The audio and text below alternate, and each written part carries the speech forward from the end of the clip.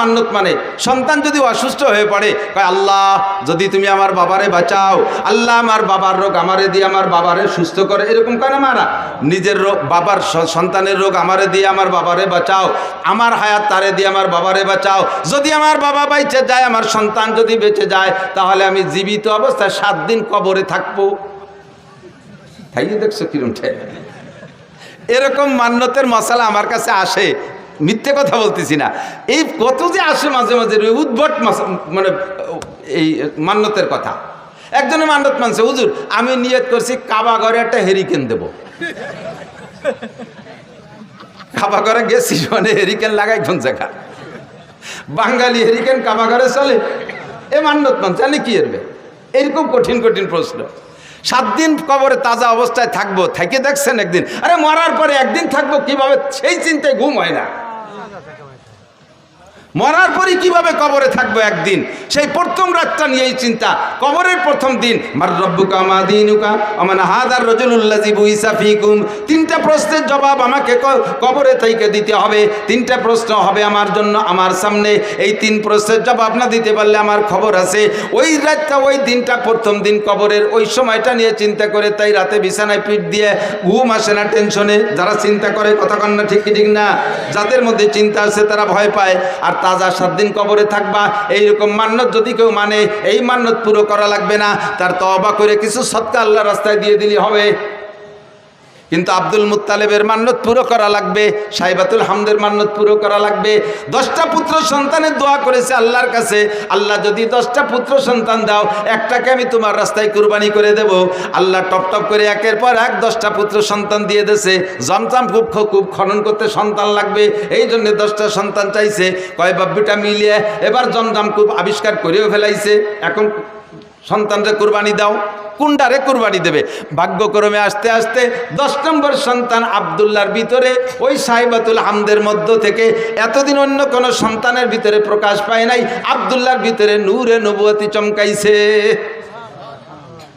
10টার ভিতরে এবার যেটা সবচাইতে সুদর্শন চেহারাওয়ালা, তারে কি হাতে ধরে জবাই দিতে মনে কয়? চাইতেছে যে ঘুরে ফিরে অন্য একটারে, যেটা বুসা টুসা একটু কালা টালা আছে, ওর একটারে মারি দিয়েছে মান্যত পুরো করে। কিন্তু তবুও তো সন্তান, তবুও কোনোভাবে কি আব্বা জবাই দেওয়া সম্ভব? কিন্তু মান্যত করছে, আল্লাহর ওয়াদা পূরণ করতেই হবে। এখন কারে জবাই দেবে কোনো নির্ধারিত করে না যে 8 নম্বর ডানা, 6 নম্বর ডানা, 1 নম্বর ডানা, 10 নম্বর ডা। কাজেই একটারে বের করতে লটারি লাগবে। এবার একের থেকে হারেস থেকে নিয়ে লটারি করা শুরু করছে। যে কয়বার লটারি করছে 3 বার, প্রত্যেকবার আব্দুল্লাহর নাম আসে। যেটারে সবচেয়ে ভালোবাসে, যারে বাঁচায় রাখার জন্য লটারির পদ্ধতিতে গেলেন, সেইটার নামই আসে বারবার। তো যেহেতু 3-4 বার বা প্রত্যেকবার লটারিতে ওই একই নামে আসে, এখন তারে তার বাঁচানোর উপায় নেই। তো বাবা জামা কাপড় পরে রেডিও, তোমারে জবাই দিই।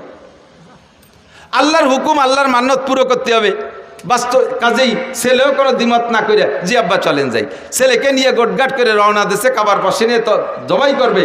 তো আব্দুল্লাহর বোন, একেবারে উনার মায়ের পেটের যে বোনটা, এই বোনটা বারবার কাঁদতেছে, আব্বা তুমি দরকারে আমারে জবাই দাও, আমার ওই ভাইটারে জবাই দিও না। ও ভাইয়ের মধ্যে কিছু না কিছু আছে, ভাইয়ের ভিতরে অন্য কিছু থাকতে পারে। ভাইয়ের যে চেহারা, আব্বা হাজার হাজার মানুষ তার পাগল, তুমি আমার ভাইরে জবাই না দিয়ে আমারে জবাই দাও। বুনে কাঁদতেছে।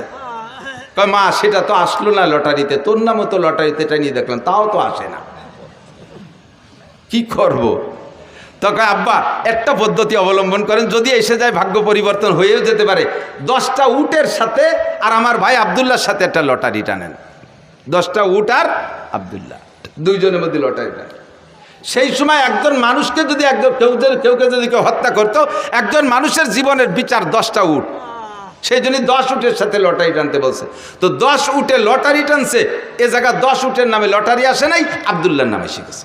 কাব্বা তালি 20টায় টানেন, 20টায় টানছে, তা আব্দুল্লাহর নাম। 30টায় টানেন, তা আব্দুল্লাহর নাম। 40টায় টানেন, তা আব্দুল্লাহর নাম। 90টায় টানেন, তাও আব্দুল্লাহর নাম। কয় যে মা আর বাঁচানো গেল না, আর কত টানবো? কয় যে আব্বা আর শেষবারের মতো 100 উটির সাথে একটা টান দিয়ে দেন। একদিকে 100 উট, আরেকদিকে আব্দুল্লাহ। এই 100 উট আর আব্দুল্লাহর ভিতরে লটারি টানলে এবার 100 উটের নামে লটারি আসছে। আব্দুল্লাহ বাইসে গেছে। বলেন আল্লাহু আকবার। আল্লাহ নবী আলাইহিস সালামকে আল্লাহ তাআলা দুনিয়া আনতেছেন। সবাই টাকা দেওয়া যাবে না, আর দোয়াই দেখছো, গাই দোয়াইছো কোনোদিন? না ফানাইয়ে দোয়ানো যায়? দইটাই টান দিলি বান ছিঁড়ে যায়, দুধ বেরিয়ে।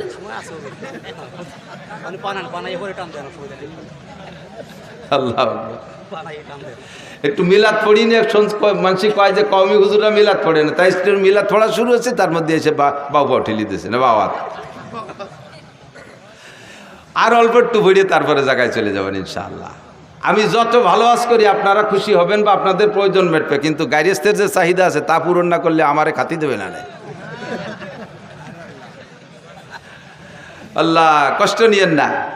তো আব্দুল্লাহর জন্ম, আল্লাহ আব্দুল্লাহ বেঁচে গেলেন 100 উটের বিনিময়। সেই থেকে বিচার হলো দিয়াত কয় রে, দিয়াত কয় হদ দিয়াত। একজন মানুষকে মানুষ মারি ফেললে তার বিচার, তার যদি জান বাঁচাইতে হয় তাহলে 100 উট দিতে হবে, 100 উট বা সমমূল্য টাকা দিতে হবে। তাহলে একজন মানুষের হত্যার বিচার এই উটের সম্পদে অর্থের মাধ্যমে মীমাংসা হয়ে যাবে। সেই থেকে 100 উট জারি হয়ে গেছে। কোরআনের বিচারে এখনও তাই, সে বিচার হুজুরও জারি রাখছে যে একজন মানুষের হত্যার বিচার হবে 100 উট। তো খাজা আব্দুল্লাহ বেঁচে গেলেন। এবার আব্দুল্লাহর ভিতরে নূরে নবুয়তি চমকাইতেছে। যেদিকে যায় সেদিকে মানুষ আব্দুল্লাহর দিকে তাকায় থাকে, যেদিকে যায় সেদিকে নারীর আব্দুল্লাহর দিকে তাকায় থাকে। এবার এই করতে করতে ধীরে ধীরে আব্দুল্লাহর বয়স হয়ে গেছে, বিয়ের বয়স হয়ে গেছে। আব্দুল্লাহকে বিয়ে দেওয়ার জন্য আব্দুল্লাহর বাপ আরও সবাই মিলে চেষ্টা করতেছে, মাইয়ে খুঁজতেছে। খুঁজতে খুঁজতে আব্দে মুনাফের একটা মেয়েটা বড় রূপসী, মেয়েটির নাম আমেনা। এই রায়বারের মাধ্যমে ঘটকালি করে সেই বাড়ি বিবাহের উদ্দেশ্যে আব্দুল্লাহকে নিয়ে চলতেছে। পথিমধ্যে এক এহুদি মহিলা এই আব্দুল্লাহকে দেখা সকলের ভিতরে থেকে ডেকে একটু এদিকে আনছে, ভাই একটু এদিকে আসবেন, ডেকে নিয়ে গেছে। ভাই আপনাকে 100 উট দেবো, আপনি আমার সাথে একটু জীবন দেবেন, আমাকে আপনার বডিটা দেবেন, আপনার দেহটা আমাকে দেবেন, 100 উটের বিনিময়ে রাজি আছেন? আব্দুল্লাহ বলতেছে, সাবধান, আর কখনো ফার্দার এমন চরিত্র নষ্ট হওয়ার কথা বলবা না।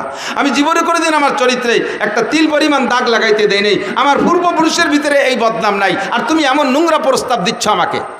ধমক দেশে মহিলা ভয়তে কথা বলে নাই, কিন্তু মহিলার উদ্দেশ্য খারাপ ছিল না, তার উদ্দেশ্য অন্যভাবে ছিল ভালো।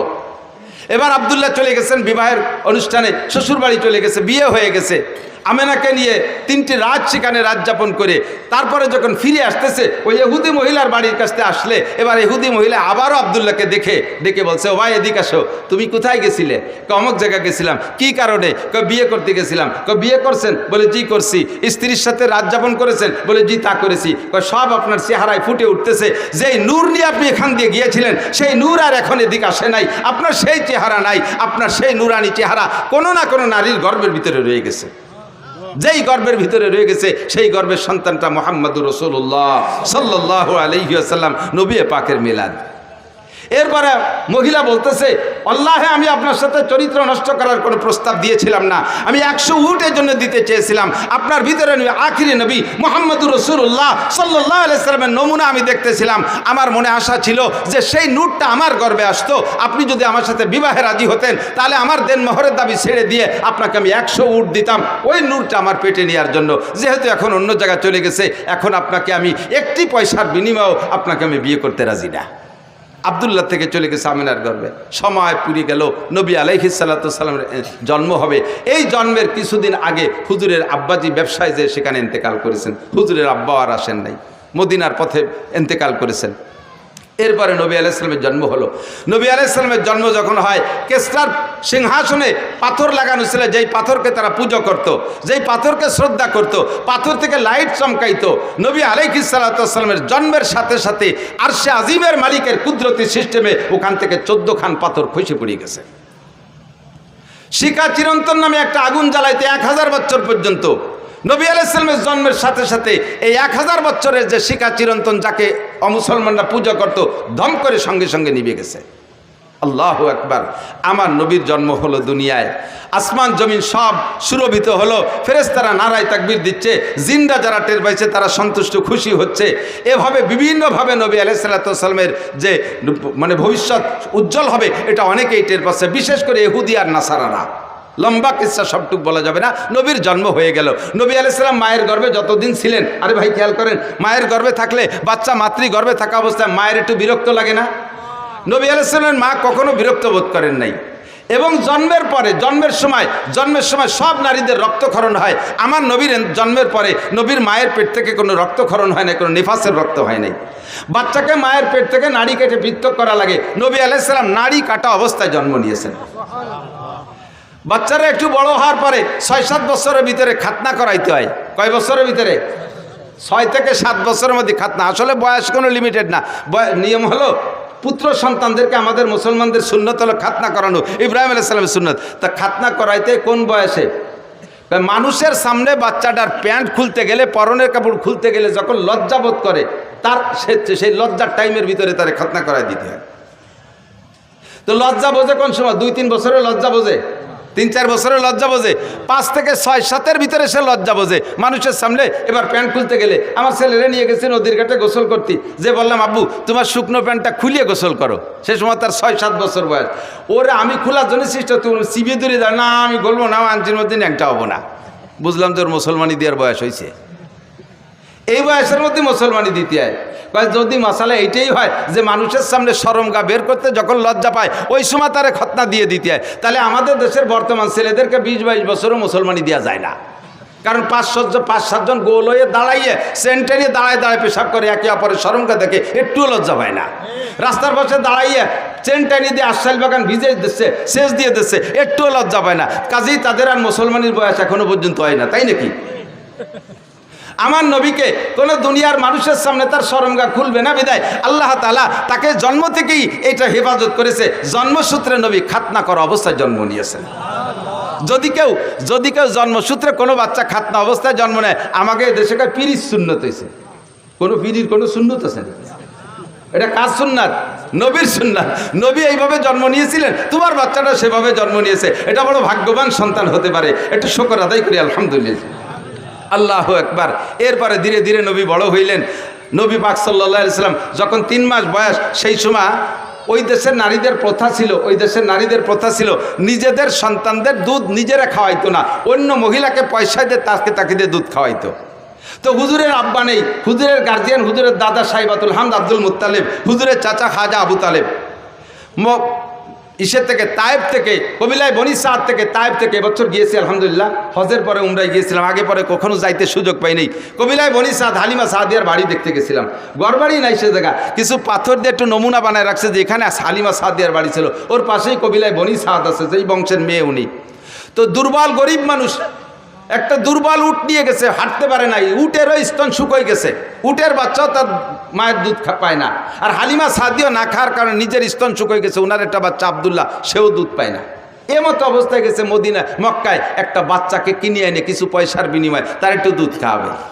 হালিমার এই শারীরিক অবস্থা দেখা কোনো পয়সাওয়ালার বা ধনী মানুষ যারা, তারা কেউ নারে বাচ্চা দেয়নি, কেউ নাকে বাচ্চা দেয়নি, একেবারে খালি হাত। অন্যরা সবাই ধনী গণী দেখে দেখে নিয়ে গেছে। আল্লাহু আকবার। আর হালিমাকে কেউ দেয় নেই। লাস্টে হালিমা তার স্বামীকে বলতেছে, একেবারে খালি হাতে চলে যাওয়াটা অপমানই মনে হচ্ছে, আর ওই বাচ্চাটাও এতিম বলে তারও কেউ নেই পয়সা দিতে পারবে না, আমরাও যে অবস্থা বাচ্চাটারও সে অবস্থা, এই অভাবের মধ্যে দিয়ে ওইটি নিয়ে যাই কেমন হয়। স্বামী একমত হলেন, ঠিক আছে নিয়ে যাও, ওইটি নিয়ে চলো। সেই বাচ্চাটা মোহাম্মদুর রাসূলুল্লাহকে খাজা আব্দুল মুত্তালিবের সাথে কন্ট্যাক্ট করে নিয়ে রওনা দিছে, নিয়ে কোলে নেছে। কোলে নেওয়ার সাথে সাথে হালিমার শুকনো দেহের ভিতরে, তার শুকনো স্তনের ভিতরে একেবারে থম ধরে দুধে ভরপুর হয়ে গেছে। বাচ্চাও খাইছে, নিজের বাচ্চাও খাইছে আব্দুল্লাহ, আর নবী পাকও পেট পুরে দুধ পান করছেন। এর আগে 3 রাত পর্যন্ত আব্দুল্লাহ ঘুমোয় না দুধের অভাবে। উটের বাচ্চাটা ছটফট করতেছে দুধের অভাবে, উটের স্তনে দুধ নাই। হালিমা দুধ খাইলেই তো তার দুধ হবে। এখন হালিমা দুধ খাবে কোন জায়গা থেকে? সেই শুকনো স্তনওয়ালা উটটার থন সম্পূর্ণ দুধে ভরপুর হয়ে গেছে। উটের বাচ্চাও খাইছে, দোয়াইয়ে উন্ডাও খাইছে, আরামসে ঘুমাইছে। যেই উটটা হাঁটতে শক্তি পায় না, সেই উটের পিঠে সওয়ার হয়ে 3 জনে রওনা দিছে। শক্তিশালী সব উটকে পিছে ফেলাইয়া আমার নবীর উট সবচাইতে আগে চলে গেছে। 3 মাসে বাচ্চাকে নিয়ে চলে গেছে। যখন 2 বছর পুড়ে গেছে, দুধ খাওয়ানোর মেয়াদ শেষ, এরপরে নিয়ে আসছে হালিমা আবার আমেনার কাছে, এনে বলতেছে, মা এই যে আপনার বাচ্চা। তা আমেনা বলতেছেন, বাচ্চাদেরকে মূল আদর্শ সামাজিকতা যদি শিখাইতে হয়, তাহলে মূল আদর্শ আর সামাজিকতা আছে গ্রাম অঞ্চলে। শহরে 12 ভেজালি মানুষ, শহরে 12 দেশের মানুষ, এ জায়গা মূল আদর্শ খুঁজে পাওয়া যায় না। আদর্শ আসল ভাষা গ্রাম অঞ্চলে, মূল আদর্শ গ্রামে। কাজেই বাচ্চাটাকে আরও কয়দিন রাখেন, আরও কিছুদিন রাখলেন। 4 বছর যখন রাখছে, 4 বছরের ভিতরে ফাঁকে একবার আব্দুল্লাহ আর হুজুর দুইজন পাশে এক জায়গায় খেলাধুলা করতে গেছে। হালিমার ঘরের থেকে বেরোইয়া আমি সে জায়গাটাও দেখে আসছি আলহামদুলিল্লাহ। যে জায়গায় হুজুর আলাইহিস সালাম খেলাধুলা করতে গিয়েছিলেন, হঠাৎ করে দুইজন লোক আইসা, জিব্রাইল আর মিকাইল, মানুষের রূপ ধারণ করে, তস্তুম মিনাজ যাহাব মুলাবাতুম মিনান নূর মিনাস সালজ, বরফওয়ালা নূরের পানি একটা পাত্রে, স্বর্ণের একটা পাত্রে আইনা রাইকা নবী আলাইহিস সালামকে ধরে চিৎ করে শোয়াইয়া হলকুম থেকে নাভি পর্যন্ত ফেরিয়ে ফেলাইছে।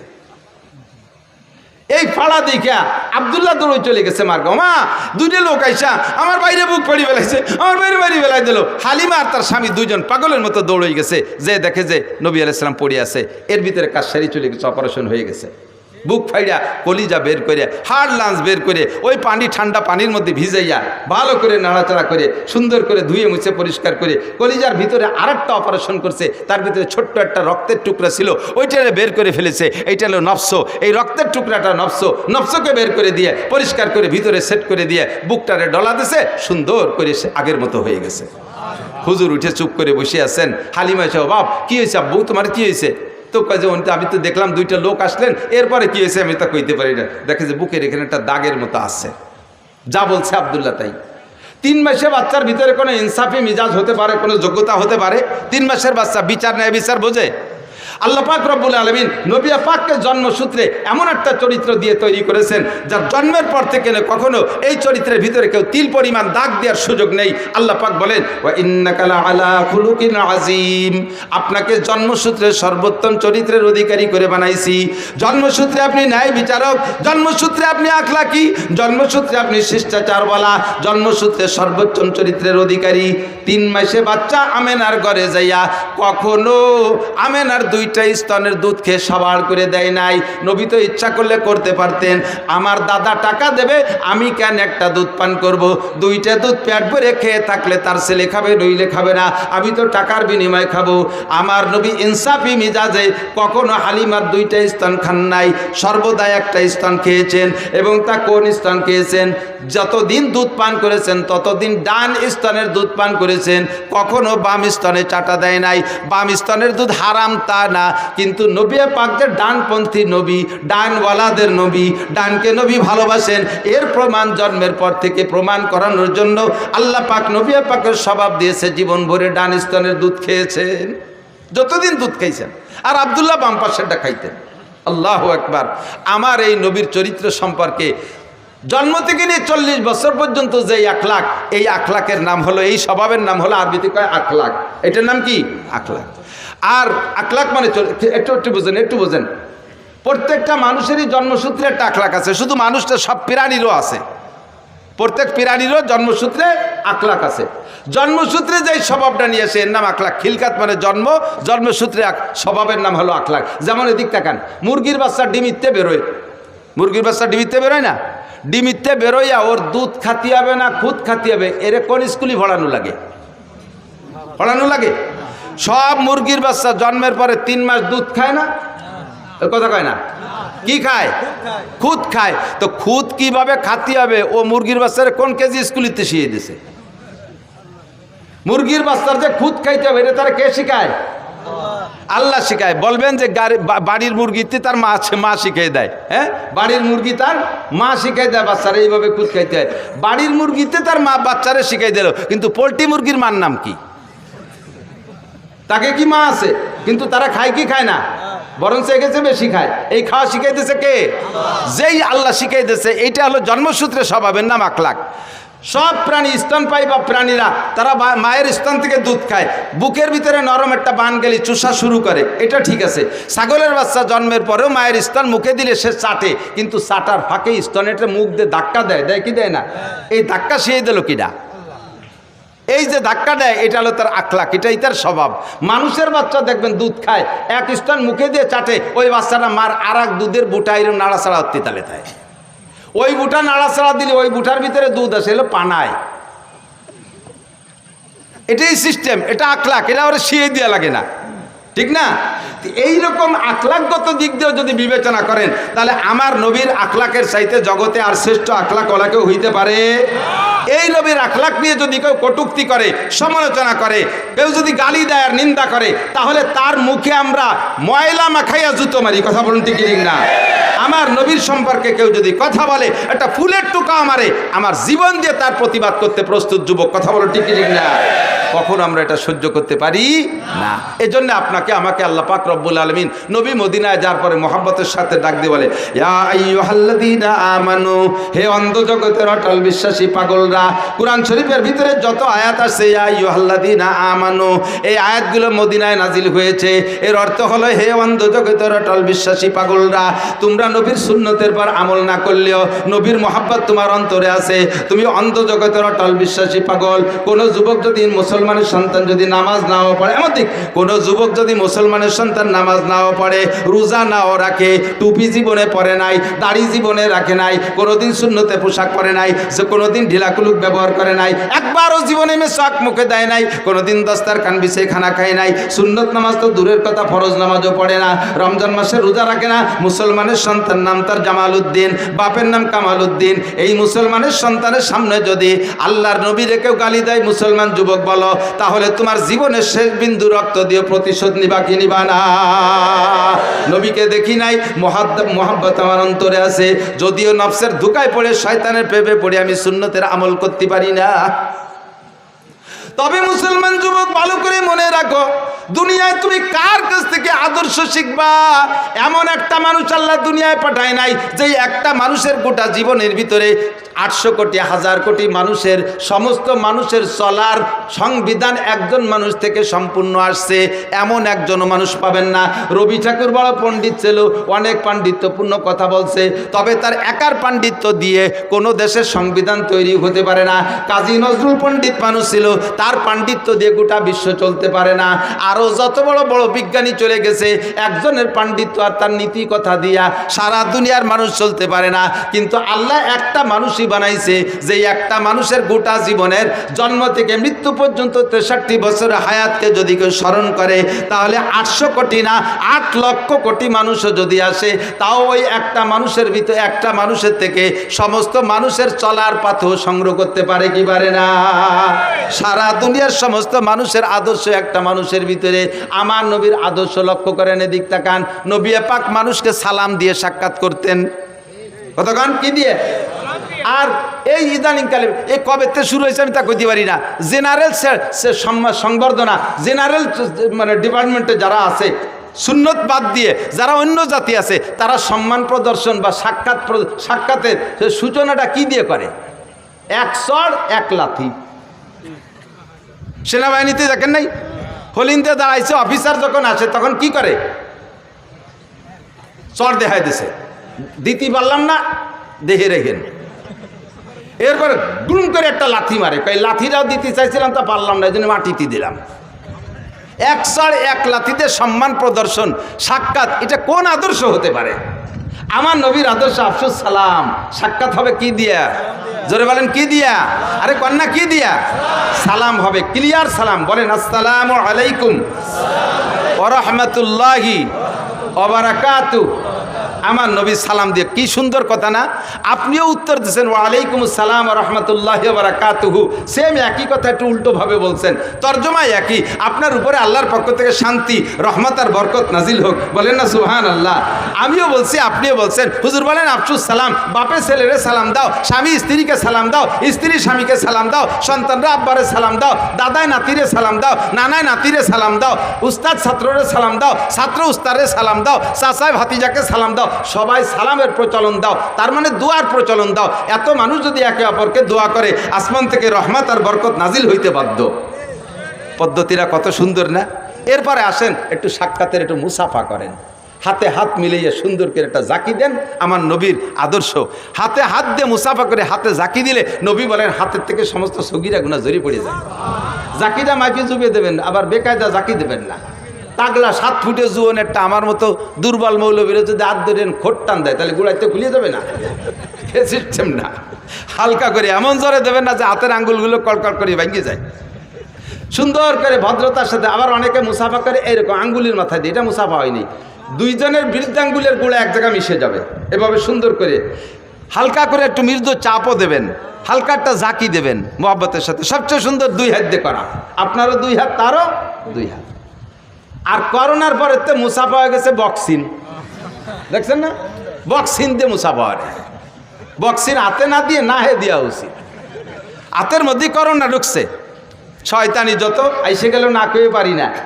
করোনার সময় সুয়াইসে বানাইছে করোনারে, একজনের সাথে একজন কথা বলতে গেলে দূরত্ব বজায় রাখতে হবে। মুখের শ্বাস আর একজনের মুখের ভিতরে চলে গেলে তার ভিতর দিয়ে নাকি করোনা চলে যায়।